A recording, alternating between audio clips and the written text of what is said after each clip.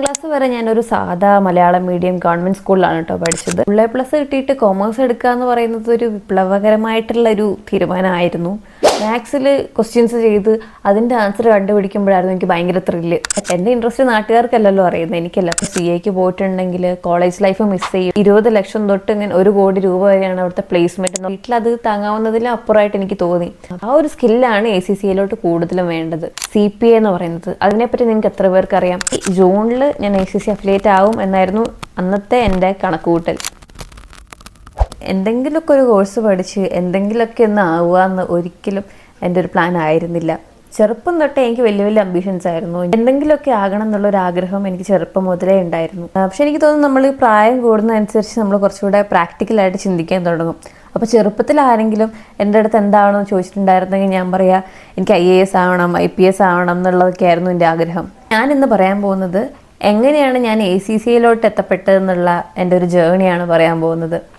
സ്കൂളിൽ പഠിക്കുന്ന സമയത്തൊക്കെ നമുക്കൊരു കുറച്ചുകൂടെ ഒരു സർവീസ് മെൻറ്റാലിറ്റി ആയിരിക്കും അല്ലേ. ഒരുപാട് പൈസ ഉണ്ടാക്കുക, വണ്ടി മേടിക്കുക, വീട് വെക്കുക എന്നുള്ളതൊക്കെ ചെറുപ്പത്തിൽ നമ്മുടെ ആഗ്രഹമായിരിക്കില്ല. ചെറുപ്പത്തിൽ നമുക്ക് മറ്റുള്ളവരെ സേവിക്കുക, മറ്റുള്ളവരെ എങ്ങനെ സഹായിക്കാൻ പറ്റുക നോക്കുക.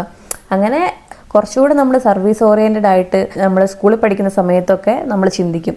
പക്ഷെ പിന്നീട് നമ്മൾ കുറച്ച് വളർന്നു വരുമ്പോൾ നമ്മുടെ ആ ചിന്തകളൊക്കെ ഒന്ന് മാറി കുറച്ചുകൂടെ ഒരു മണി മൈൻഡഡ് ആയിട്ട് നമ്മൾ പോകും അല്ലേ. അപ്പോൾ അത് തന്നെയായിരുന്നു എൻ്റെ കാര്യത്തിൽ സംഭവിച്ചത്. 10ാം ക്ലാസ് വരെ ഞാനൊരു സാധാ മലയാളം മീഡിയം ഗവൺമെൻറ് സ്കൂളിലാണ് കേട്ടോ പഠിച്ചത്. മലയാളം മീഡിയത്തിൽ പഠിച്ചിട്ടുള്ളവർക്കറിയാം, ഞങ്ങൾ പഠിക്കുമ്പം ഇംഗ്ലീഷ് അടക്കം മലയാളത്തിലാണ് ഞങ്ങൾ പഠിക്കുക. അതായത് ഇംഗ്ലീഷിൻ്റെ എക്സാമിന് മാത്രമാണ് ഇംഗ്ലീഷ് എഴുതാറുള്ളൂ, അല്ലാതെ ഇംഗ്ലീഷുമായിട്ട് യാതൊരു ബന്ധവുമില്ല. ഇംഗ്ലീഷ് ബുക്സ് വായിക്കാറില്ല. ഞാൻ കുറച്ച് വായിക്കുമായിരുന്നു, പക്ഷെ മലയാളം ബുക്സ് മാത്രമേ വായിക്കുള്ളൂ. കാരണം ഇംഗ്ലീഷ് ബുക്സ് വായിച്ചാലും നമുക്ക് മനസ്സിലാവില്ല. ഇംഗ്ലീഷിൽ കമ്മ്യൂണിക്കേറ്റ് ചെയ്യാനുള്ള ആൾക്കാരില്ല, നമ്മളോട് ഇംഗ്ലീഷ് സംസാരിക്കാനും ആൾക്കാരില്ല. അപ്പോൾ ആകെ ഇംഗ്ലീഷിൽ എന്തെങ്കിലും സംസാരിക്കുന്നുണ്ടെങ്കിൽ തന്നെ അത് ഇംഗ്ലീഷ് പഠിപ്പിക്കുന്ന ടീച്ചറായിരിക്കും. അത്യാവശ്യം പഠിക്കുന്നതായതുകൊണ്ട് 10th എനിക്ക് ഫുൾ A+ ഉണ്ടായിരുന്നു. അപ്പോൾ ഞങ്ങളുടെ ക്ലാസ്സിൽ ആകെ 3 പേർക്കാണ് ഫുൾ A+ കിട്ടിയത്. അതിൽ ഒന്ന് എനിക്കായിരുന്നു. അപ്പോൾ അങ്ങനെ പിന്നീട് ഞാൻ വിചാരിച്ചു കുറച്ചും കൂടെ എക്സ്പോഷർ കിട്ടാൻ വേണ്ടി കുറച്ചുകൂടെ ബെറ്റർ സ്കൂൾ നോക്കാമെന്ന് വിചാരിച്ച് വീട്ടിൽ നിന്ന് കുറച്ചും കൂടെ ദൂരെയുള്ള ഒരു സ്കൂളിൽ പോയി പഠിച്ചു. കൊമേഴ്സാണ് ഞാൻ ചൂസ് ചെയ്തത്. പണ്ട് തൊട്ട് മാത്സ് എൻ്റെ ഒരു വീക്ക്നെസ് ആയിരുന്നു. മാത്സിൽ ക്വസ്റ്റ്യൻസ് ചെയ്ത് അതിൻ്റെ ആൻസർ കണ്ടുപിടിക്കുമ്പോഴായിരുന്നു എനിക്ക് ഭയങ്കര ത്രില്ല്. എത്ര സമയം വേണമെങ്കിലും മാത്സ് ഇരുന്ന് ചെയ്യാൻ എനിക്ക് ഭയങ്കര ഇഷ്ടമായിരുന്നു. അപ്പം നമ്പേഴ്സ് എനിക്കിഷ്ടമാണ്. അപ്പോൾ ഹ്യൂമാനിറ്റീസ് കംപ്ലീറ്റ് തിയറി ആയതുകൊണ്ട് അതെന്തായാലും വേണ്ടാന്ന് ഞാൻ തീരുമാനിച്ചു. പിന്നെ സയൻസ് നോക്കുമ്പം എനിക്ക് മാത്സ് ഇഷ്ടമാണെങ്കിലും ഫിസിക്സും കെമിസ്ട്രിയും ബയോളജിയും ഒക്കെ എനിക്ക് തീരെ ഇഷ്ടമില്ലാത്ത സബ്ജക്ട്സാണ്. എനിക്കത് എക്സാമിന് പഠിച്ചു എന്നല്ലാതെ അതിനെപ്പറ്റി എനിക്ക് യാതൊരു ധാരണയില്ലാത്ത സബ്ജക്ട്സാണ് ഈ സയൻസ് വിഷയങ്ങൾ. പിന്നെ കൊമേഴ്സ് നോക്കുമ്പോൾ അതിൽ ബിസിനസ് ഉണ്ട്, അക്കൗണ്ടിങ് ഉണ്ട്. അതിലോട്ട് കുറച്ചുകൂടെ ഒരു ഇൻട്രസ്റ്റ് തോന്നി. അപ്പോൾ അങ്ങനെ കൊമേഴ്സ് എടുക്കാമെന്ന് വിചാരിച്ചു. ഫുൾ A+ കിട്ടിയിട്ട് കൊമേഴ്സ് എടുക്കുക എന്ന് പറയുന്നത് ഒരു വിപ്ലവകരമായിട്ടുള്ളൊരു തീരുമാനമായിരുന്നു.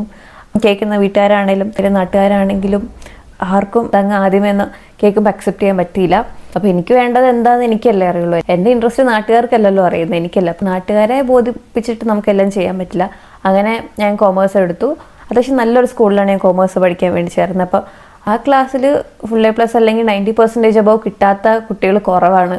അതുവരെ മലയാളത്തിൽ എഴുതി ശീലിച്ച എനിക്ക് പിന്നെ കംപ്ലീറ്റും ഇംഗ്ലീഷിൽ എഴുതണം. ടെക്സ്റ്റ് ഇംഗ്ലീഷാണ്, എക്സാം ഇംഗ്ലീഷിലാണ്. അപ്പം ആദ്യമേ ഭയങ്കര ബുദ്ധിമുട്ടായിരുന്നു. ഈ അക്കൗണ്ടിങ്ങിൽ ആദ്യമേ പഠിക്കുന്ന അക്കൗണ്ടിങ്ങിൻ്റെ ഒരു ഡെഫിനേഷൻ ഉണ്ടല്ലോ, accounting is an art of blah blah blah blah blah. അതൊക്കെ പഠിക്കാൻ മണിക്കൂറുകൾ എടുത്തിട്ടാണ് ഞാൻ ഒന്ന് ബൈ ഹാർട്ട് ചെയ്തത്. അപ്പോൾ എനിക്ക് അത്രയും ഡിഫിക്കൽട്ടായിരുന്നു ഇംഗ്ലീഷ്. ഫസ്റ്റത്തെ എക്സാമിനൊക്കെ നല്ല മാർക്കും കുറവായിരുന്നു. പക്ഷേ പിന്നെ കുറച്ചുകൂടെ ഹാർഡ് വർക്ക് ചെയ്തു, പഠിച്ചു. +1 കഴിഞ്ഞു. +1 അത്യാവശ്യം മാർക്ക് കിട്ടി. +2 എത്തിയപ്പോൾ കോവിഡ് ബാച്ച് ആയിരുന്നു. കോവിഡ് ബാച്ച് ആയതുകൊണ്ട് എക്സാം ഒക്കെ കുറച്ച് ഈസി ആയിരുന്നു. പക്ഷെ ഞാൻ നന്നായിട്ട് ഹാർഡ് വർക്ക് ചെയ്ത് തന്നെ പഠിച്ചു കേട്ടോ. അങ്ങനെ +2ൻ്റെ റിസൾട്ട് വന്നപ്പം എനിക്ക് 99% ഉണ്ടായിരുന്നു. അങ്ങനെ +1 +2 എന്നുള്ള ടേണിംഗ് പോയിന്റ് കഴിഞ്ഞു. ഇനിയാണല്ലോ അടുത്ത ടേണിംഗ് പോയിന്റ്. ഇനി അടുത്തത് എന്ത് ചൂസ് ചെയ്യണം എന്നുള്ള ഡിസിഷൻ എടുക്കണം. പൈസ ഉണ്ടാക്കണം എന്നുള്ളത് തന്നെയാണല്ലോ പ്രധാനപ്പെട്ട ലക്ഷ്യം. പിന്നെ കൊമേഴ്സിലെ ടോപ്പ് കരിയർ ഏതാ? CA. അപ്പോൾ പിന്നെ CA തന്നെ പോകാമെന്ന് വിചാരിച്ചു. പക്ഷേ BCom പഠിച്ചിട്ട് CA പഠിക്കണോ അതോ CA ഡയറക്റ്റായിട്ട് പോകണോ എന്നുള്ളതായിരുന്നു പിന്നെയുള്ള കൺഫ്യൂഷൻ. അപ്പോൾ എൻ്റെ കൂടെ ഒരു ഫ്രണ്ടും ഉണ്ട്. അപ്പോൾ അവൾ പറഞ്ഞു നമുക്ക് ഡിഗ്രിക്ക് തന്നെ പോവാം. അവൾക്കും ഉണ്ട് +1 +2 ഫുൾ മാർക്ക് ഉണ്ട്. അപ്പോൾ അവൾ പറഞ്ഞു നമുക്കെന്നാൽ ഡൽഹി യൂണിവേഴ്സിറ്റിയിൽ പോയി പഠിക്കാം, അവിടെ ആകുമ്പോൾ നല്ല എക്സ്പോഷർ കിട്ടും, ലാംഗ്വേജ് പഠിക്കാം, കുറേ ട്രാവൽ ചെയ്യാമെന്നൊക്കെ പറഞ്ഞ്. അപ്പോൾ ഞങ്ങൾ വിചാരിച്ചു എന്നാൽ പിന്നെ ഡൽഹി യൂണിവേഴ്സിറ്റിയിൽ പോയിട്ട് ഡിഗ്രി ചെയ്യാമെന്ന്. പക്ഷെ അത് കോവിഡ് ടൈം ആയതുകൊണ്ട് വീട്ടിൽ നിന്ന് ഞങ്ങളെ വിട്ടില്ല. പിന്നെ ആ പ്ലാൻ ക്യാൻസലായി. പിന്നെയാണെങ്കിലും അവൾ പറഞ്ഞു നമ്മളിപ്പോൾ CAക്ക് പോയിട്ടുണ്ടെങ്കിൽ കോളേജ് ലൈഫ് മിസ് ചെയ്യും, നമുക്ക് കോളേജിൽ പോയി ഡിഗ്രി എടുത്തിട്ട് നമുക്കിങ്ങനെ CAക്ക് പോകാമെന്ന് അവൾ പറഞ്ഞു.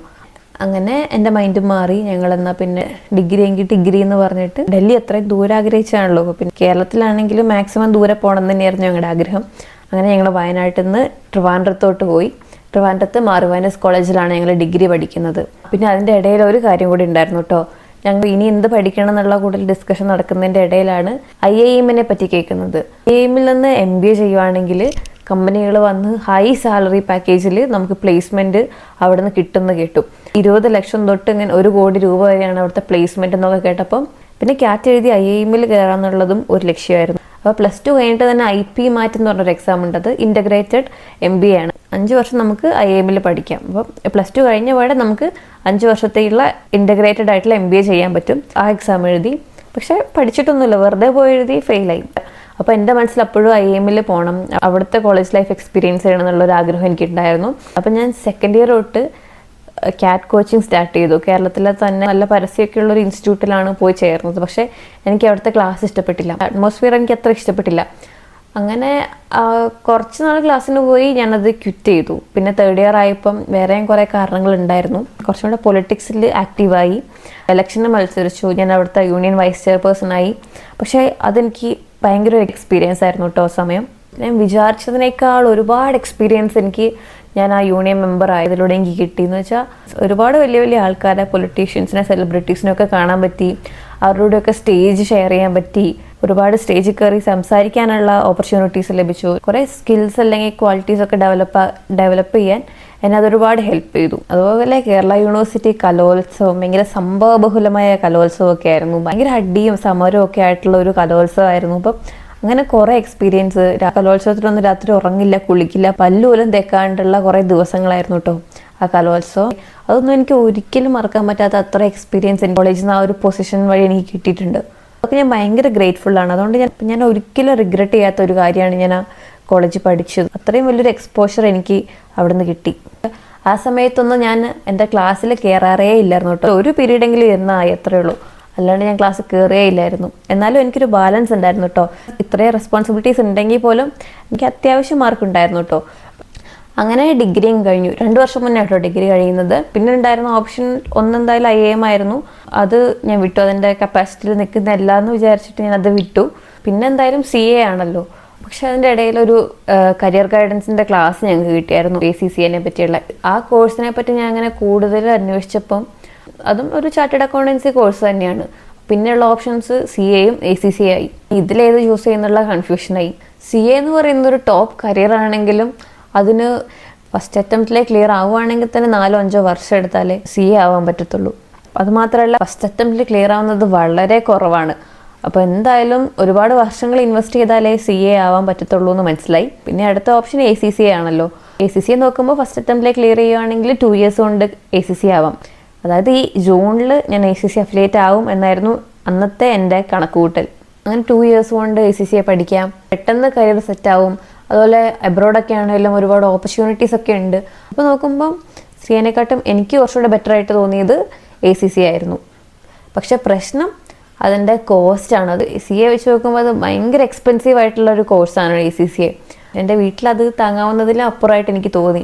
പക്ഷേ ആ സമയത്ത് തന്നെ എൻ്റെ ചേച്ചിക്ക് UK നേഴ്സായിട്ട് ജോലി കിട്ടിയപ്പം ചേച്ചിയാണ് എന്നെ പഠിപ്പിക്കുന്നത്. അതുകൊണ്ട് എനിക്ക് ACCA എടുക്കാൻ പറ്റി. അല്ലാതെ ഞാൻ ACCA ചെയ്യില്ലായിരുന്നു. അങ്ങനെ CAനെക്കാട്ടും പെട്ടെന്ന് കരിയർ സെറ്റാക്കാം എന്നുള്ള ഒരു പ്ലാൻ അനുസരിച്ചിട്ടാണ് ഞാൻ ACCA ചൂസ് ചെയ്തത് കേട്ടോ. അതുപോലെ CAനെ കമ്പയർ ചെയ്യുമ്പോൾ ACCA കുറച്ചുകൂടെ ഫ്ലെക്സിബിൾ ആണ്. അഗ്രിഗേറ്റ് ഇത്ര മാർക്ക് മേടിക്കണമെന്നോ പേപ്പർ വൈസ് ഇത്ര മാർക്ക് മേടിക്കണമെന്നോ ഒന്നും ACCAക്കില്ല. കുറച്ചുകൂടെ അപ്ഡേറ്റഡ് ആയിട്ടുള്ള സിലബസ് ആണ് ACCAയുടെ.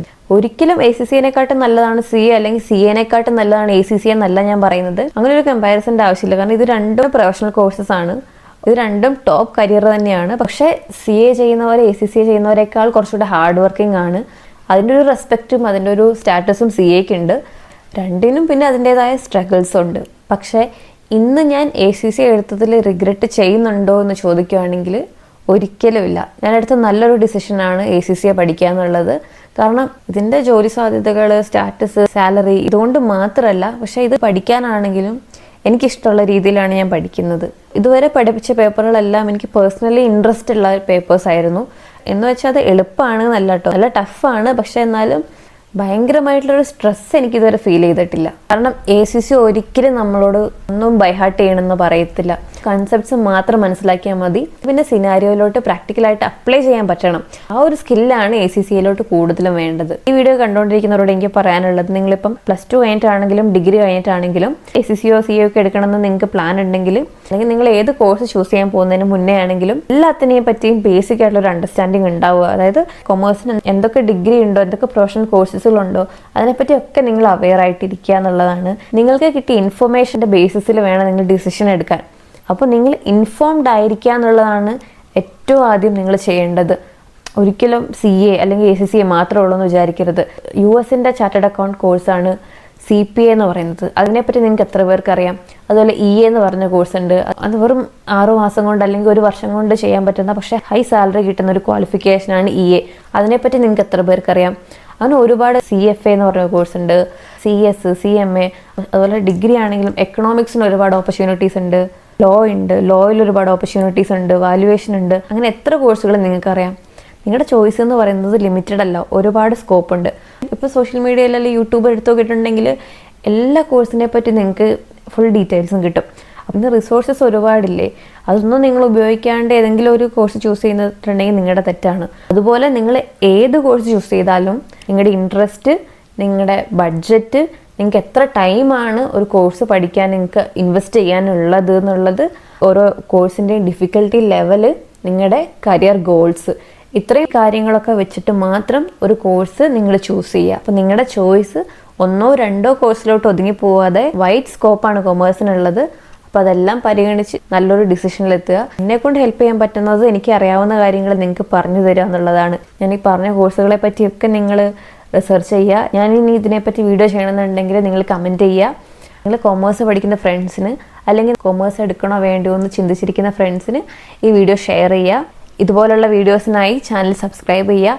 Thanks for watching this video. By.